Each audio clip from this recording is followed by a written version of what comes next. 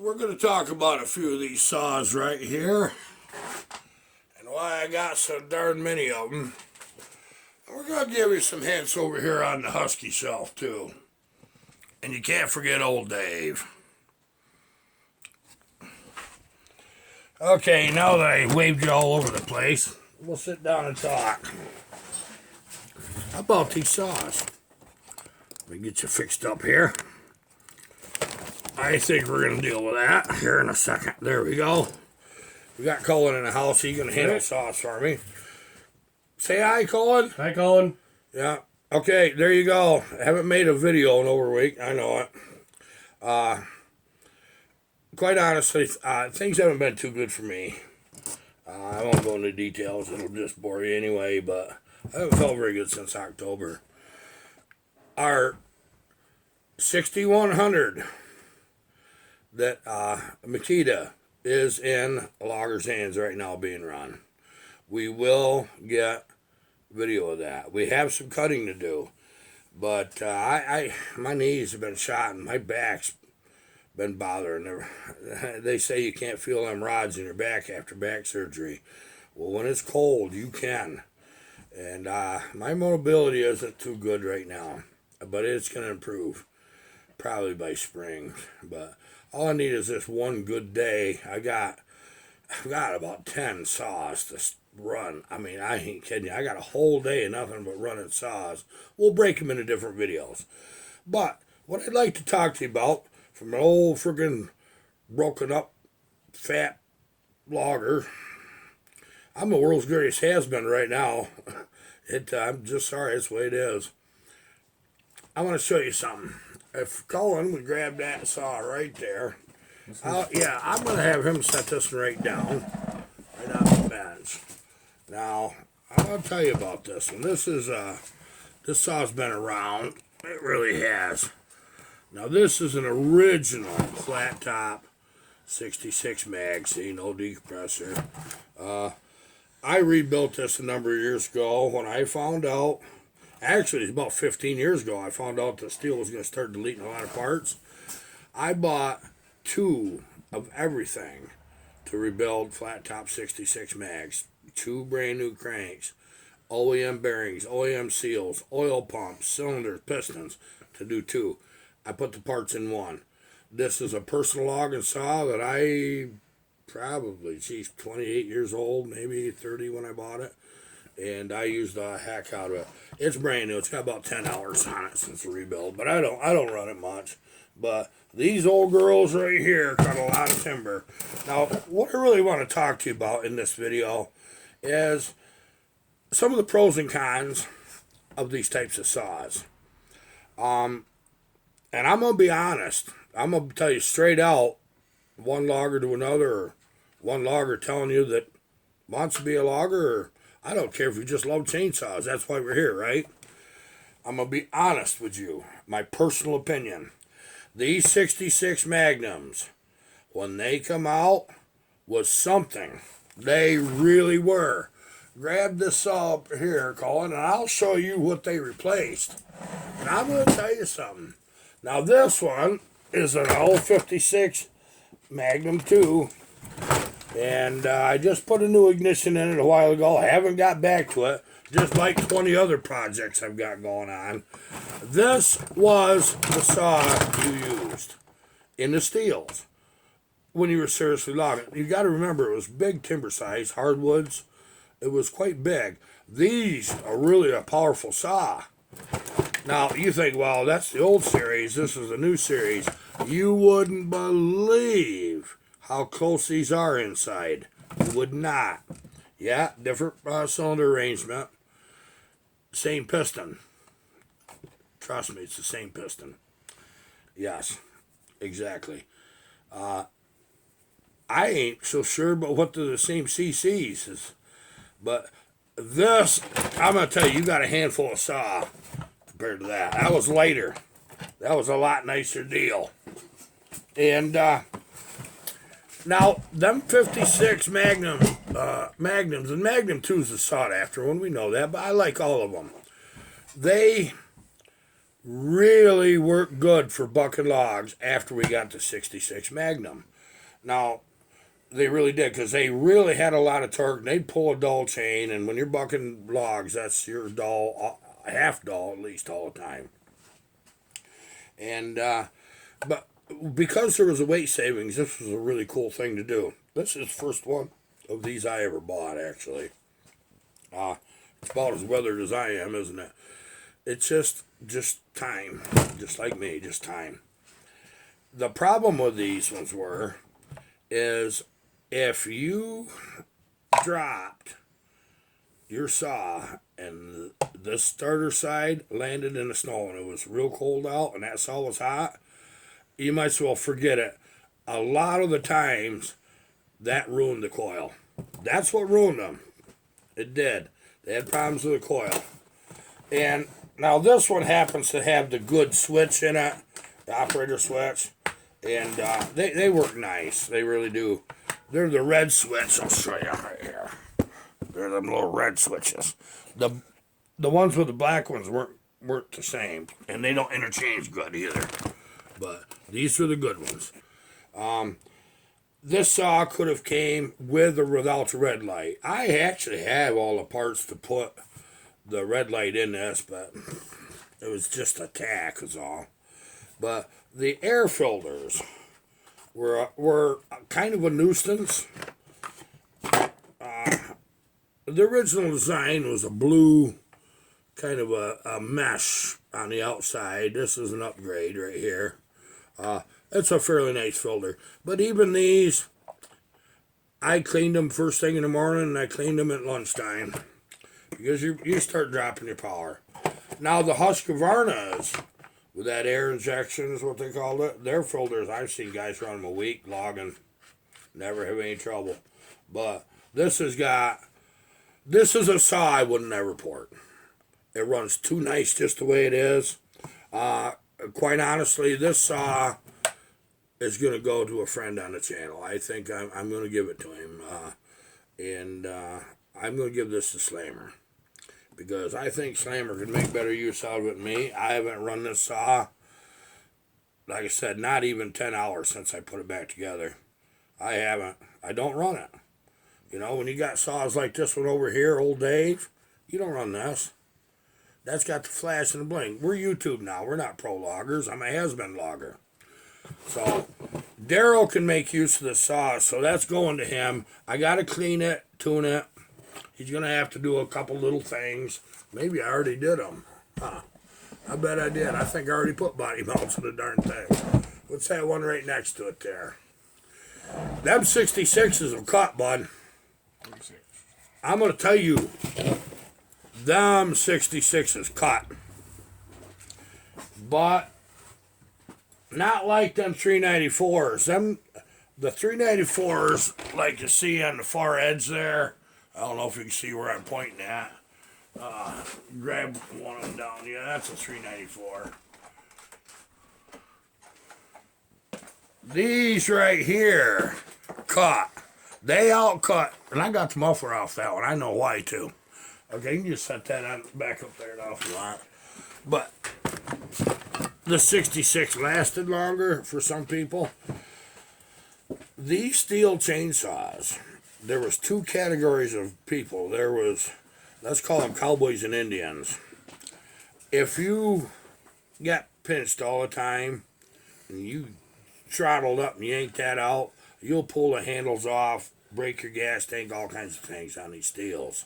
You really did. On the 44, that was the original 44. The crank was quite small on the clutch side. You could actually bust the crank off, right? Even with a case. I've seen it done. I've never done it. I don't pull on saws. So if you're rough on saws back in my day, in the 90s and 80s, and we won't talk about any further. If you were rough on saws, you better have a Husqvarna. They were more durable. They really were. But I honestly will tell you something that here in a minute you won't believe about them. And we'll do more of that. Now, I should start with that 44 so I can explain the differences of these saws. That one.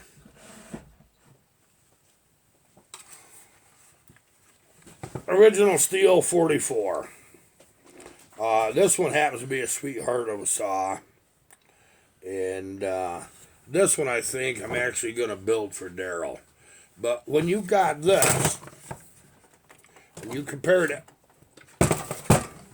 with this, boy, that is a slippery bench, ain't it? This saw right here is a little heavier than this one. Noticeably heavier, isn't it, Colin? Oh, yeah. These do not cut faster than these. Oh, I know, I just opened a can of worms. But I'm going to explain why. Okay, we can put them two back up, or just let them stay right here. I'll let this one stay here. It's a pretty little saw. The 44 would outcut the old 46. It would. Now let me, I just did it, so let me just finish the whole deal. Grab that one right there. So, yep, that one.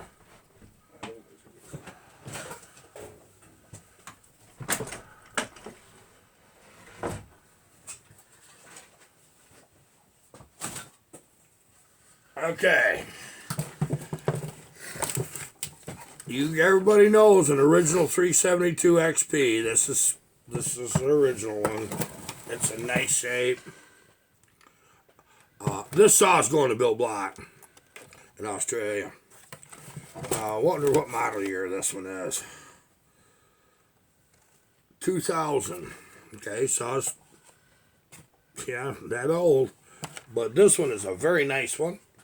And we're building that. And we are sending that to Bill Block as soon as I can get done with everything. 44, I'll cut them too. Yes. All day. I got two sets of people. I got the steel guys and I got the Husqvarna guys arguing with me right now. I know I could just hear them comments. Here's the deal why it would. It had more cut speed. It did than both of them. It did. It had more RPMs. But importantly, in the cut, it had more RPMs. But it did not have the torque that the old 46 or the 372 had. Does not. I'll tell you that right now. You have to have an old 44, be able to outcut both of them, and it will. You have to keep your chain spot on. I mean, right on the money. Because if you start to get just a little bit of shine on the top of the tooth, either one of them is going to run right away from you instantly. But it had the edge. Let's talk about timber production for them. At 13.8 pounds for this power head, 13.8, with how hard they cut, that was a freaking game changer. Yeah, it was. Them 44s right here had a serious weight advantage. And I had learned a few things by the time I bought one. I was one of the first, or I think I was the first logger around here to buy a 44. And nobody thought that was going to work. Tiny little saw like this, a 70cc saw class.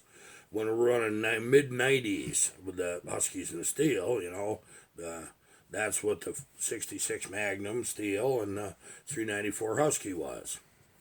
They were mid-90 cc. I got more done at the end of the week with an 044 to cut just a little slower in my terrain, which was rough terrain, than I had with either one of the other saws. I got more production. It totaled, it figured out to about a load a week of logs, which is about 3,500 feet more at the end of the week.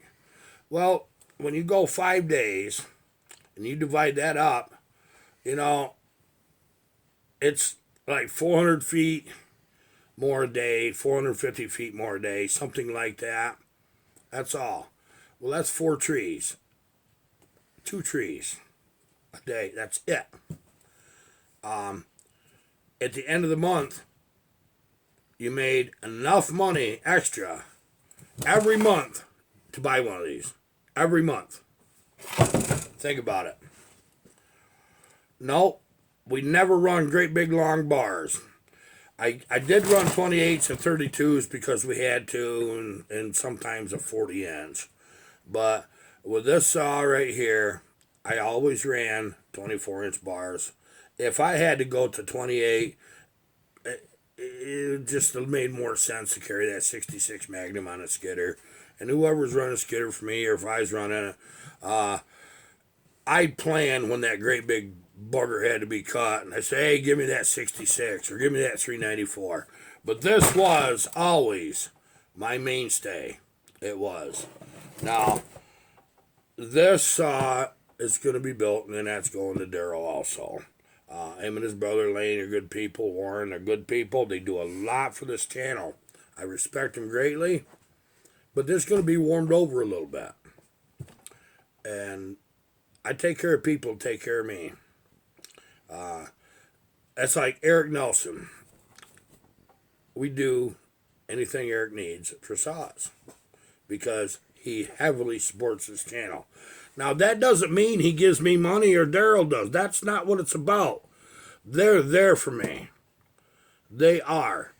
They're always doing some crazy thing for me that on a personal level. And not just, you know, they don't give me chainsaws or nothing like this. Like that. It's on a personal level. Some things are worth more than a lot of money, aren't they? But I'll tell you what's going on.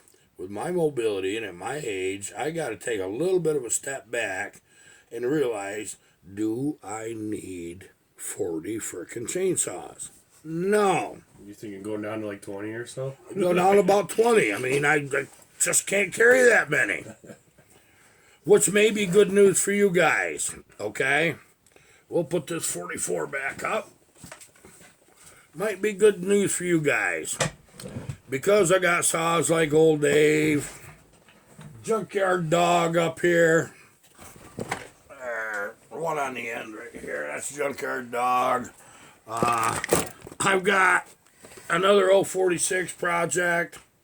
Another 2 more 44s. I got enough parts to build 2 more 66 Magnum flat tops. Here, is this the AV? Yep. Okay. This is the first steel that I ever run. I think I was about 10. It's not the exact one. It's the series. I just want you to know that. It's a nice 041. Now, these saws had one problem. This whole series did. Is these mufflers, the darn things would break. They had like a little short neck, and they'd break, and you'd weld them, and it'd re-break again, and we finally get disgusted and put a new muffler on. And you don't know how many days we run these that the muffler was just blatting and barking. I don't know why it never blew them up. This is a nice one. Now, they had a counterpart to these. These are the anti-vibe ones. And there's one more over there.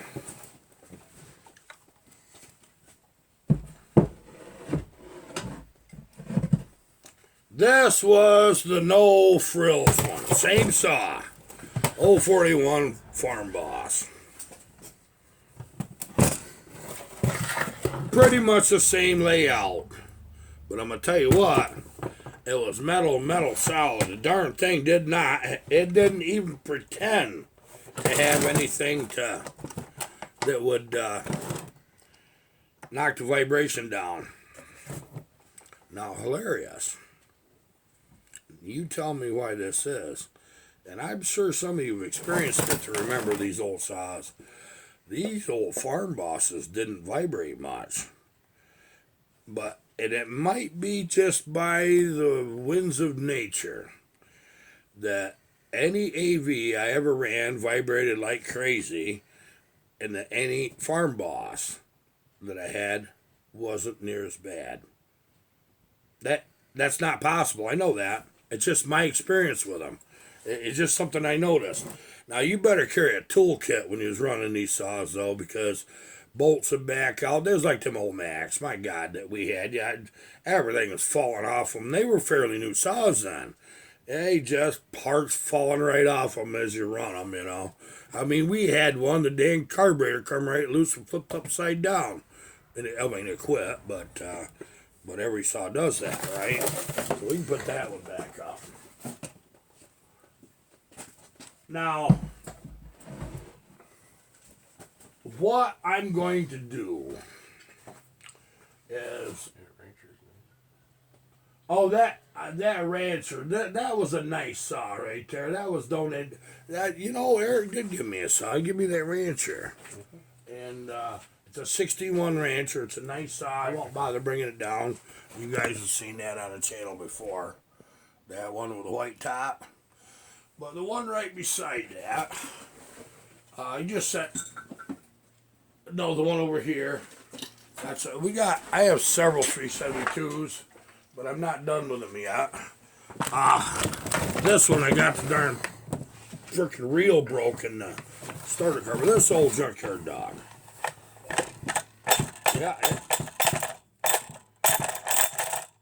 Yeah, that's done in it. We got the parts. We're gonna fix them.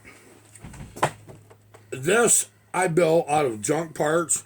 It has a new crank, a nice crank, nice bearings. It's got Weisco piston in it. Key to the bush. Yeah, and Buchan's muffler I still ain't sent to him yet because I ain't got a package together. I got to run his saws just a little more to send him out, and that's going with it. When I'm done with the test and tune deal on these right here, this is merely built out of junk parts. I mean, they're serviceable. It had everything's beautiful. It's just marked up, you know. I mean, it's just, you know, you take a John Thread 2171 cases and you put all the plastic on it. Remarkably, this is a loyal saw. This one probably will be sold at some point. I probably will. And so we'll just see about that. Of course, I might fall right in love and want to keep it. But I've got 3 of these that I'm testing in different ways. Other than right now, I'm not running saws. And like an old Dave over in the background. You never know. Maybe someday I'll sell that one. You can't hold on to everything forever. You can't. That saw is extremely high performance. It really is. It isn't messing around. And I think that we'll keep it around for a bit because it makes great video value. You know, we don't need to overdo it. You know, no, it's not my favorite saw. I've got too many favorite saws right now. You know, I can't even tell you which one I like the best. It depends on what I'm doing with a saw, quite honestly.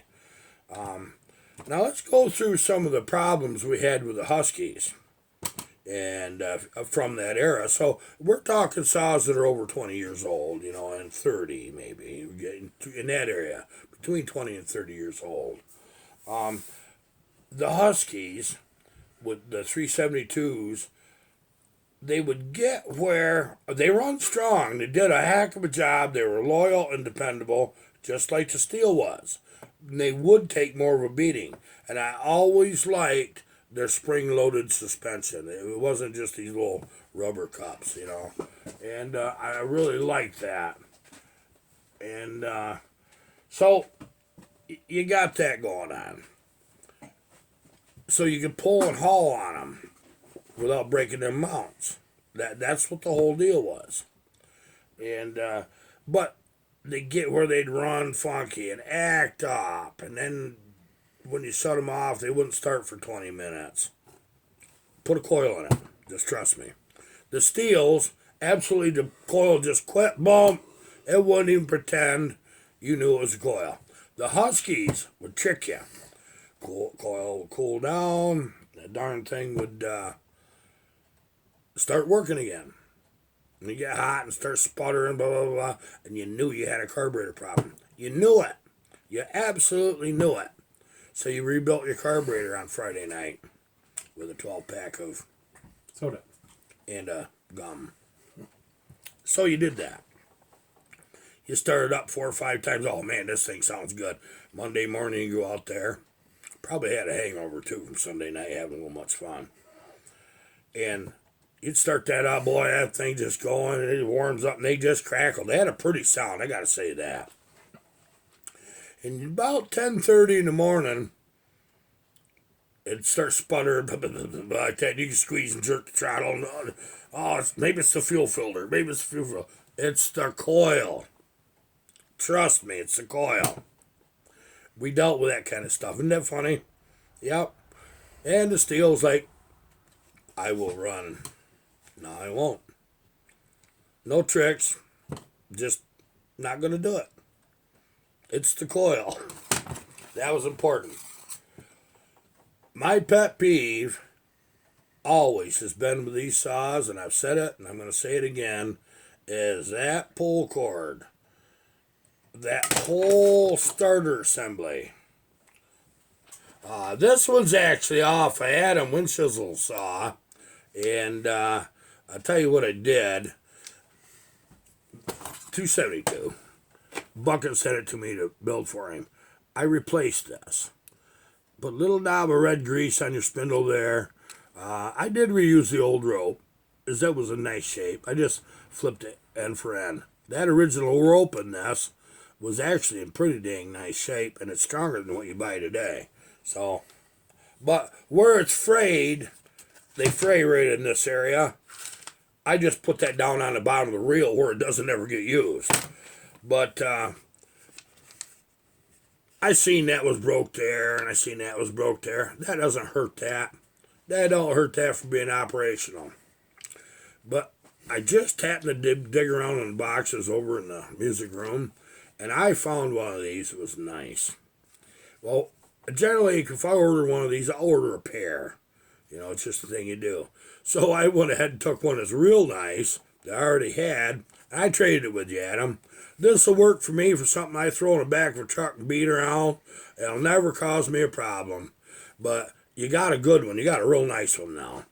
And that might be lost on me to have a real nice one on a saw that I'm going to have rolling around the back of a pickup truck.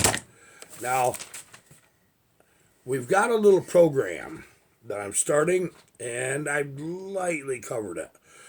For the 372 Huskies, I've came up with common figures that will make a piston cylinder combination you can put on most of them saws, and it's going to be greatly enhanced performance. Okay? Because what I did is I found one that was spot on for deck height and crank height. Used them numbers, twisted them around a little bit, and I've tested them on saws that I know had high deck height and real low deck height, and it looks to me like I've got a winner. I'm in a parameter of very good performance. Well, Keith and I did this 2 months ago, and there's his piston cylinder, and I'm almost done with it, and I've been that way for a month and a half because of these circumstances. And Keith, I'll get it to you, buddy, and you're going to love it. And Liam Hughes over in the UK, he wants to give one a try. I think I talked to, a couple weeks ago, another one of you. 307 Joe, him and I was talking about it. I believe that's who it is. How you doing, buddy? Let's just see if this works. But I'm expecting very good performance. If they don't perform, we're not doing that. But we're going to put just 2 or 3 of them out there, see if they're impressed or not. These are all people I know what saws are. And so maybe we'll put that in the book of things to do, or the page of what not to do. We got to learn this stuff, don't we, guys? Okay, what I'm hoping is here soon. I got knee injections the other day. I got 2 more upcoming doctor's appointments to go to figure out what's wrong with me. It might be a brain problem, huh? Did I get a brain cloud? That's not funny, is it? It's not either. That's no joke. I wouldn't want one of them.